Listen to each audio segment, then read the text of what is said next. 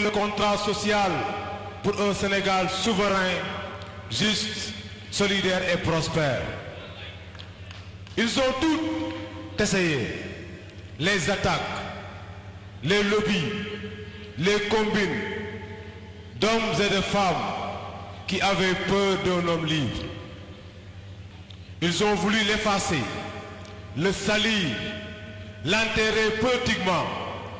Mais regardez, regardez cette salle.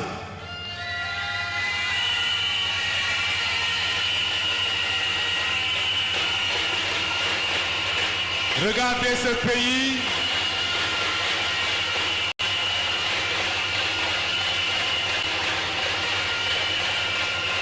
Regardez ce pays.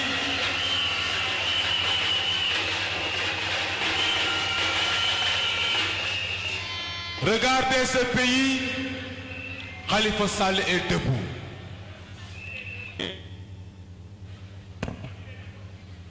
Il a tenu tête, pas avec la haine, pas avec la, mais avec la dîme, pas avec le bruit, mais avec la constance, pas avec des insanités, mais avec la politesse. Ils l'ont frappé parce qu'il incarnait une idée dangereuse pour eux, celle d'un Sénégal qui n'a pas peur, qui ne se vend pas, qui ne se couche pas. Khalifa Sall a connu la violence politique, il a connu l'injustice, il a connu la prison. Et pourtant, jamais il n'a cédé à la rancœur, jamais il n'a choisi la rupture avec la République, jamais il n'a sacrifié la stabilité du pays sur l'autel de ses blessures personnelles. La résistance, camarades, ce n'est pas un slogan, mais c'est lui et c'est nous. Et tant qu'il y aura une seule voix pour dire justice, Khalifa Sall existera, Taxawu Sénégal existera. Mais résister ne suffit plus.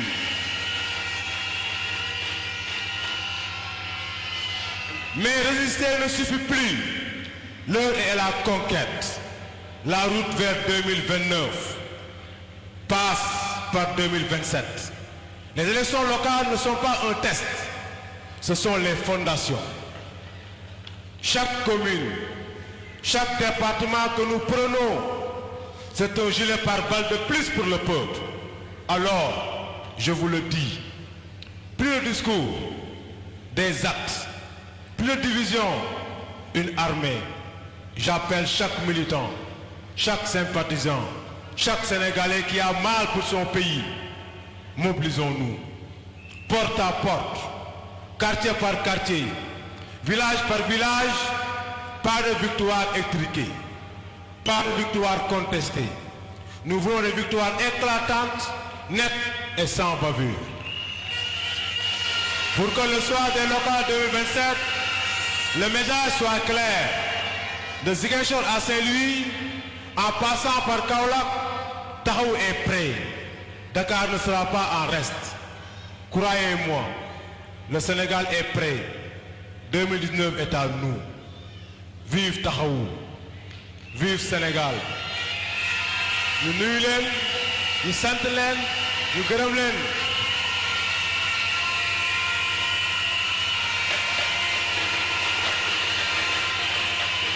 ñun Khalifa la ñu bëgg.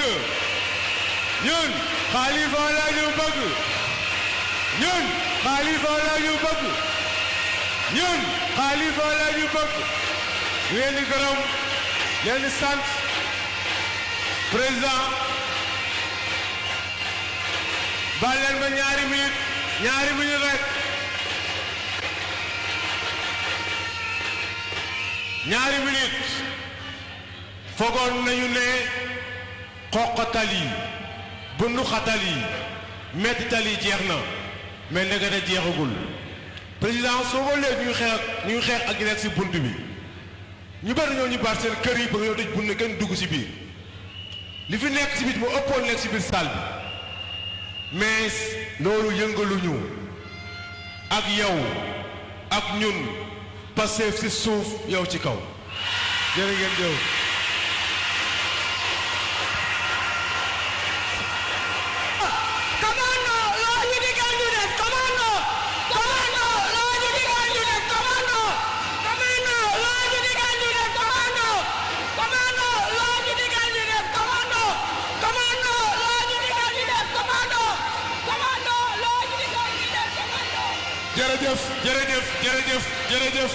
Camarade Bassirou, Monsieur le Président Khalifa Ababacar Sall, chers congressistes, chers invités en vos titres, rangs et grades, je vais vous lire le rapport général du Congrès constitutif du 10 mai 2026. Il y a des moments qui constituent des marqueurs dans la trajectoire des nations. Faut-il le rappeler, le Sénégal est une société longtemps acquise aux idéaux démocratiques depuis la période coloniale, voire même précoloniale. Notre pays a toujours participé donc au combat démocratique. C'est ce qui lui a forgé une certaine culture démocratique. Considéré à un certain moment comme un îlot dans un désert d'autoritarisme, le Sénégal a choisi la voie de la consolidation de sa démocratie au sens de Samuel Huntington. C'est pourquoi la démocratie sénégalaise a suscité la curiosité intellectuelle chez bon nombre de chercheurs en 1991 autour d'un colloque international organisé au Centre d'études de l'Afrique noire de Bordeaux sur le thème Sénégal, État et société. Sans verser dans un romantisme, la démocratie sénégalaise a connu des hauts et des bas qui ont parfois nourri le doute. Mais nous avons une démocratie qui a une bénédiction de Dieu et des religieux qui ont sans cesse prié pour la stabilité du pays. Dans ce cadre, le président Léopold Sédar Senghor avait raison de dire que le Sénégal est un pays de dialogue, c'est dire que la paix se construit par les acteurs de la vie politique, qui doivent jouer un rôle majeur à travers donc, les organisations partisanes. Car les partis politiques, qui sont des acteurs de la vie politique, jouent un rôle majeur à travers leurs fonctions politiques qui consistent à encadrer les masses populaires, participer aux élections en vue de conquérir le pouvoir démocratiquement. De nos jours, les organisations partisanes ont connu des mutations importantes dans les démocraties modernes. Conscients de ces rôles des partis, la plateforme Taxawu Sénégal et d'autres mouvements et partis alliés ont contribué à la vitalité de la démocratie sénégalaise en participant régulièrement aux élections et en défendant les principes de l'état de droit au Sénégal et les grands piliers de la République. La vie politique sénégalaise est caractérisée par un phénomène de recomposition permettant de voir parfois une reconfiguration du champ politique. Mais les acteurs sont toujours invités donc, à comprendre ces enjeux du moment. Surtout lorsque nous vivons un contexte international, régional et géopolitique marqué par une instabilité sécuritaire. Ainsi, les partis politiques, au nombre de 6, donc, ont eu à fédérer donc, leurs efforts en vue de mettre donc, en place une nouvelle organisation politique. Après évaluation des dernières élections présidentielles et législatives, la plateforme Taxawu Sénégal a décidé d'ouvrir une nouvelle page politique. Pour ce faire, un comité ad hoc, comme l'a dit le président Khadim Diop tout à l'heure, a été mis en place pour travailler à une structuration organisationnelle en vue de la création de nouveaux partis politiques. Par une démarche décentralisée, des comités ad hoc ont été installés dans les départements et les communes et la diaspora. Cette nouvelle mutation s'est structurée autour de 3 axes majeurs. La première étape fut de commencer par un recomptage de nos militants donc, à travers les 46 départements du Sénégal, mais aussi de la diaspora. Cette démarche s'inscrit dans la démarche de recrutement des partis de masse. La deuxième étape a été suivie par une identification des instances qui doivent sous-tendre la charpente de l'organisation politique en création, pour marquer un meilleur maillage territorial qui permet une proximité entre responsables et militants. Les structures de base sur lesquelles doit reposer notre organisation partent du quartier, du village, jusqu'au département en passant par la commune. La troisième étape a consisté à mettre en place des organisations à tous les échelons villageois, communaux et départementaux. Ce processus a permis de donner une légitimité démocratique aux différents responsables. Ainsi, la mise en place de structures de notre organisation a ouvert la voie à la préparation de ce congrès constitutif du 10 mai 2026, qui constitue un événement majeur dans la vie politique de notre pays.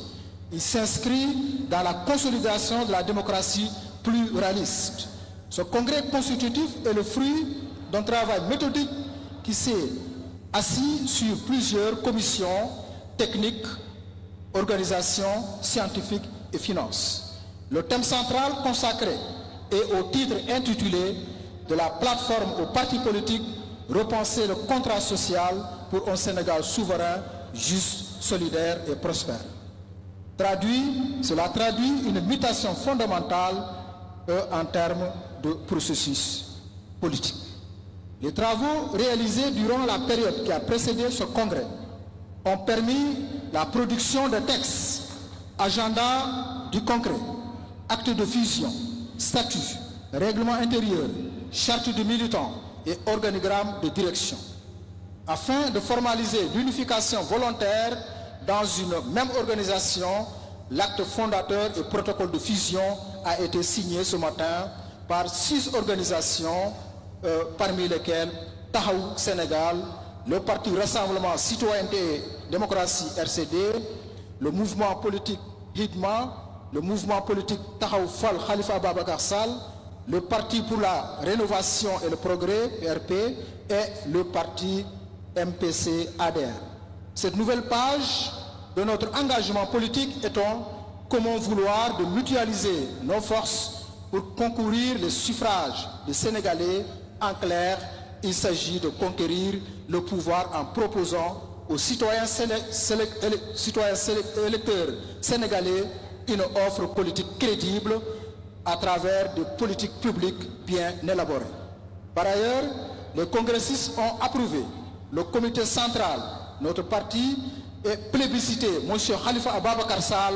comme le président du nouveau parti politique créé en ce jour de dimanche. Se référant idéologiquement aux valeurs du socialisme et de la social-démocratie, notre parti s'engagera pour la consolidation de la démocratie sénégalaise, les principes de l'état de droit et de la République. Ainsi, le président Khalifa Ababacar Sall, l'homme d'État, sera entouré par une équipe dynamique. Pour la terre et pour les hommes, un être vivant est né, il faut le préserver, disait l'ancien président américain Woodrow Wilson. Toward a new way for the poor. Dakar, le 10 mai 2026.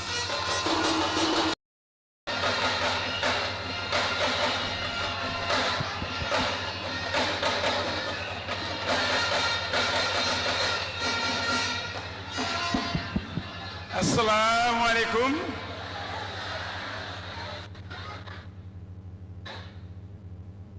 ma mbégte mu rëy tey ñëw ci bis bu rëy bii wuy si kilifa gu mag ancien premier magistrat de la ville de Dakar borom Dakaru Njaay Khalifa Ababacar Sall.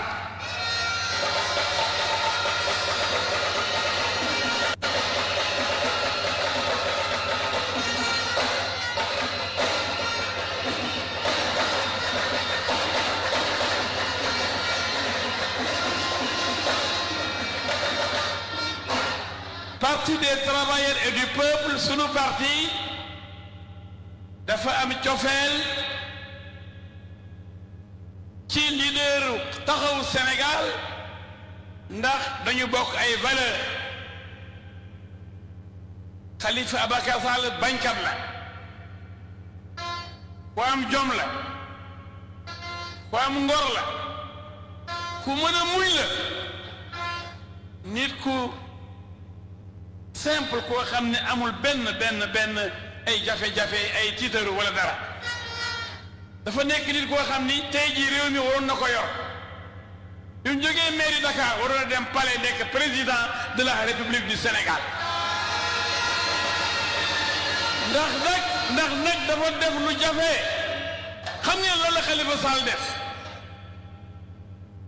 bokk parti socialiste am fulaak fayda def liste boppam tuddee ko taxawu Dakar boole partem parti socialiste APR bu sama xarit Macky Sall AFP bu Moustapha Niasse PIT bu Amath Dansokho LDPT bu Abdoulaye Bathily parti yu bari mu duma leen moom kenn duma ñëpp jël Dakar lu yaa ko def maa nii loolu yombul de taxawu Dakar duma Benno Bokk Yaakaar bi ma bokkoon man fii ci biir Dakar yaa ko def parti yëpp daje ànd ak président de la République ànd ak premier ministre ànd ak gouvernement ànd ak julli parti moom kenn rek amagul parti de mu def bu boobaa ñoom ñoom moo laas leen doole mais c'est ça la vérité mais kooku normalement bi jógee foofu palais rek moo ci desoon palais de la République moo ci desoon li ci des du ma ci yegg mais li ngay def nii dafa yéex mais am sa parti bopp demal sa bopp gañal sa bopp réew mi jox la réew mi bu ko yàlla dogalee yéene naa la ko Sénégal jëm kanam jërëjëf.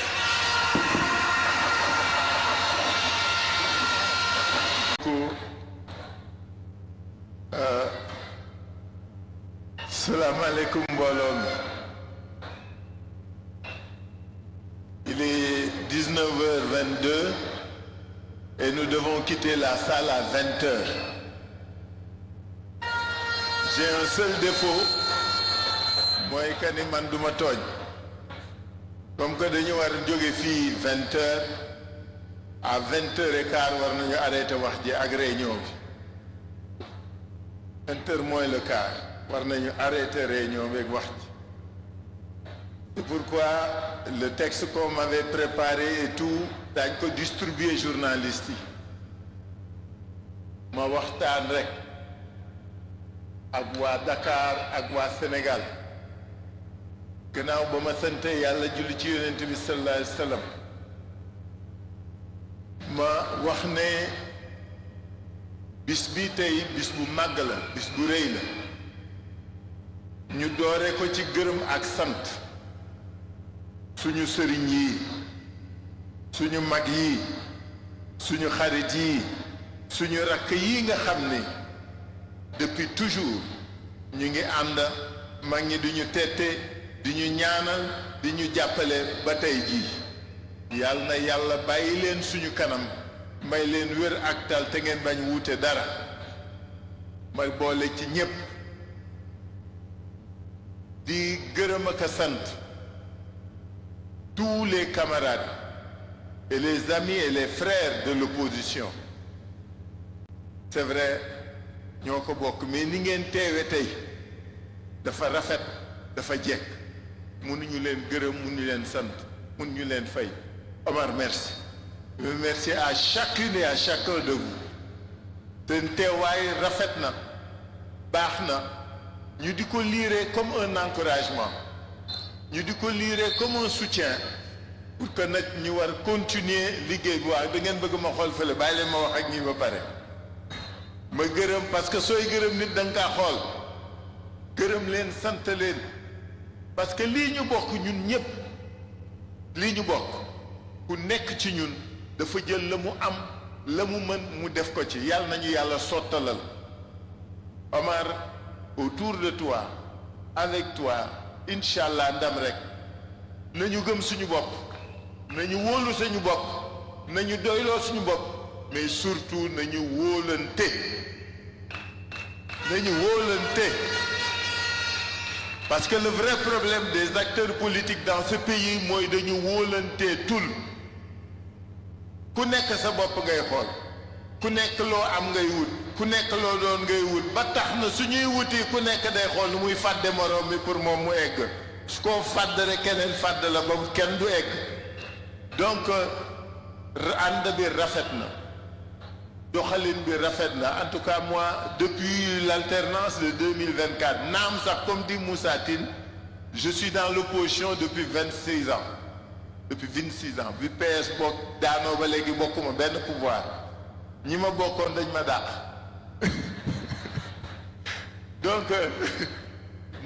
donc li ma gëm mooy ànd rek mooy doole ànd rek ay wéy mais je rends hommage à chacune de vous à ces grandes dames à ces camarades et amis et frères yi nga xam ne ñoo bokk opposition bi te ku nekk ci lii ñuy def nga def ko ak xol ak yéene ak bëgg-bëgg ak yéene ju rafet a rafet Alioune Ndoye ngi may xool rek moom ci ñi ma gën a yeb la bokk mais li mu bëgg nit ñi xam mooy ñii nekk fi dañuy dem dañ fiy jóge incha allah suñu gëmee suñu bopp dañ fiy jóge mais il faut que ñu gëm suñu bopp il faut que ñu wóolu suñu bopp il faut que ñu doyloo suñu bopp il faut que suñu ànd bi doon lu dëgg lu wóor lu sax à ce moment-là dara ne peut nous résister parce que je connais chacun de vous chacune de vous je connais les convictions la force de caractère le dynamisme l'engagement la sincérité l'entièreté de tout ce que vous faites suñu gëmee rek dañuy dem te dara duñu téye en tout cas merci beaucoup bravo à vous tous cette présence massive encourage soutient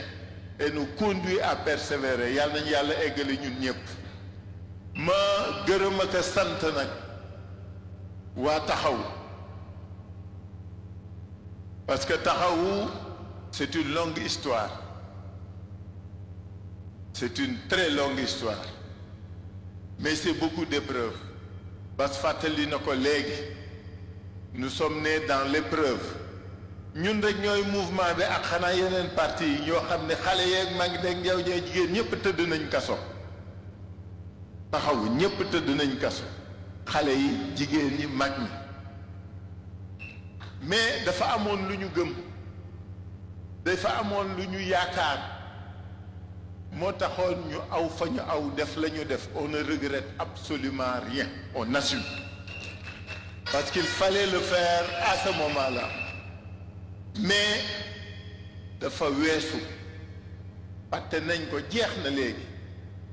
parce que nag gor ak jullit moomul di fàttaliku chaque individu chaque personne doit savoir et pouvoir dépasser et faire preuve de dépassement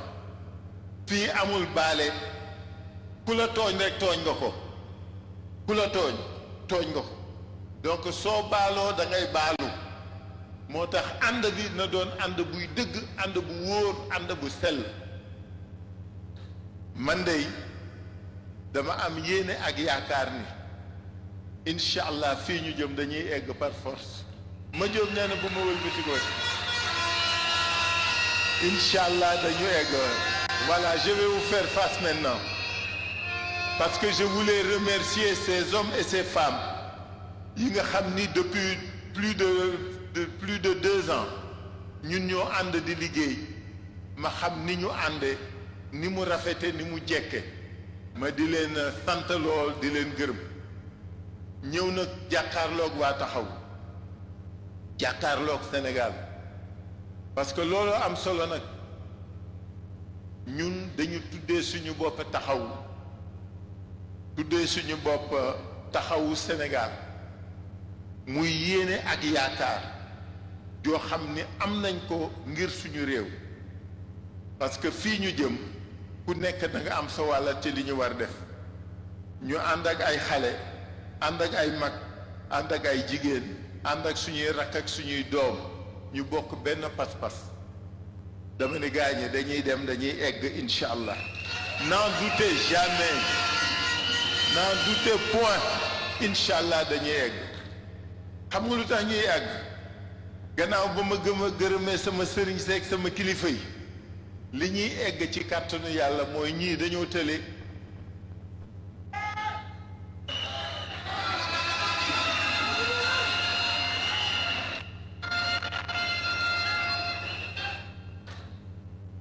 ku xool fi réew yi tollu tey ñii yàlla baaxe leen ñu am lu kenn mësul am ñu fal leen falin bu rafet parce que nit ki ne doo iñaan maa àndoon ak ñoom j'assume maa àndoon ak ñoom Yewwi j'assume rëccuwuma ko parce que c'était un combat d'un moment et d'une vie rëccuwuma ci dara j'assume ça mais tey jii maa ngi jàmmaarloog ñoom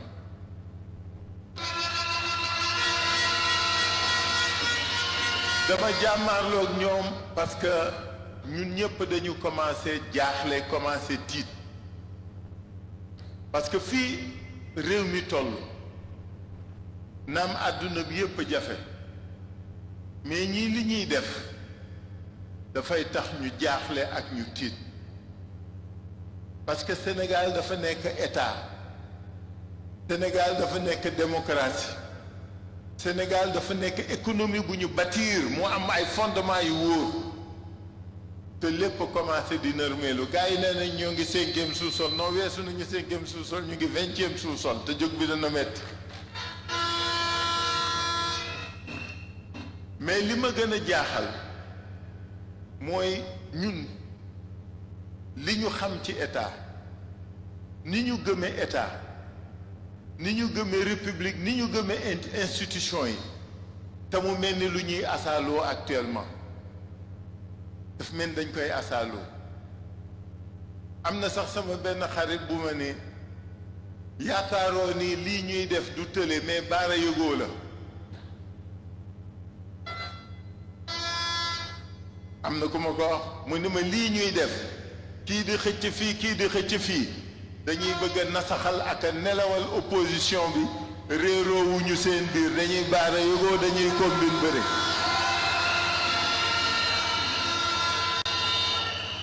su fekkee loolu la naxuñu ñu réew mi la ñuy yàq parce que Sénégal nekk na réew moo xam ne dooleem fondement am mooy état mooy république ak ay règles ay normes ak i ay principes wante tulleeg màlle ji ñuy dunde temps yi weesu na lu ne 62 la ñu gënoon gëj premier ministre ak président buy xuloo ko xëccoo ko gaarawaalant ça inquiète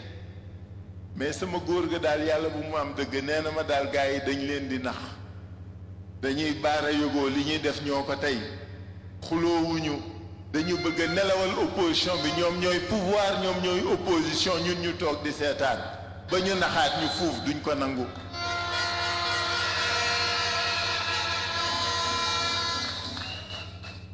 duñ ko nangu parce que yëf ki kat dafa fàngaaral et c'est pourquoi tirant les leçons de 1962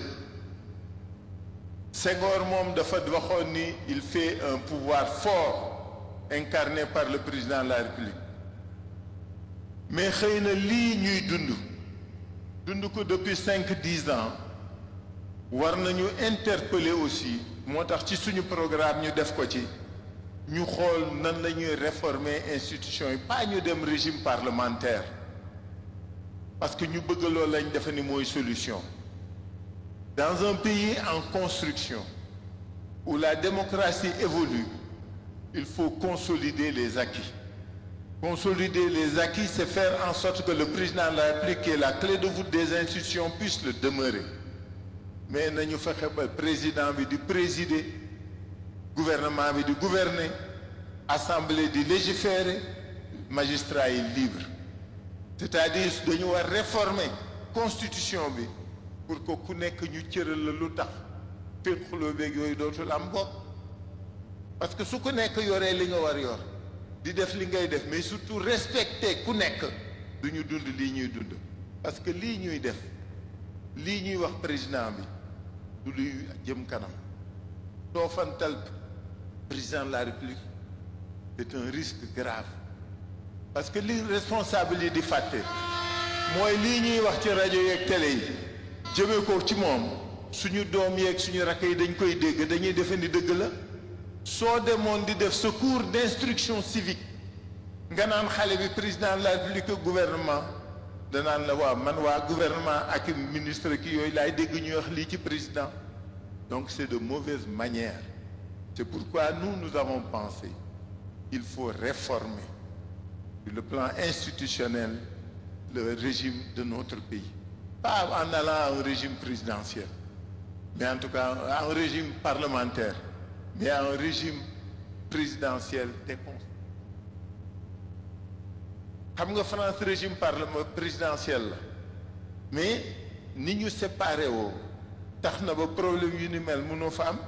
am na foo xam ne su ko gouvernement yi bëggee jàll président mooy décider mais gouvernement pour li mu war liggéey da ci am kii ñoom ay sata xam nañ ko ak ñoom Moussa Tine moo taxoon ñun ñu proposer loolu parce que suñu fexee ba ku nekk la nga war la nga yor la nga man la ngay def mu yaa tu es comptable coow li xëy na du bari mais li ñu jaaxal mooy réew mi nërmeelu économie bi daanu ñépp toog ba ko jaaxle te gars yi daf mel ni yéeguñu ko ni réew mi mettee ni réew mi diisee ni nit ñi sonne ñi nekk seen donkaa sigi rek y a un vrai problème parfois tu te dis est-ce qu'on est dans le même pays est-ce qu'on est dans le même pays moo tax lii nga xam ni moom la ñu sumba ñun opposition sénégalaise on est en train de construire une vraie alternative bu ñu ci kenn détourné nañ ko gëm nañu gëm suñu bopp l'opposition est constituée d'hommes et de femmes d'expérience qui ont une expertise avérée ma ni suñu wóoloo suñu bopp egg bëgguma dugg ci débat bi sama discours bi ñu préparé daañ ko jox presse bi te damay bañ toujours ku may dafa il est moins 13 te nit ñi dañu war génn ñibbi balaa 20 heures discours bi presse bi dana ko jot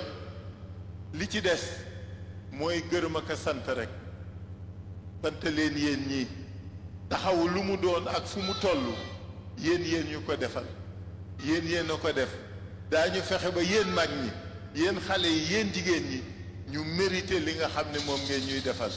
en tout cas ñoo ngi gërëm ñëpp ñoo ngi sant ñëpp je vous remercie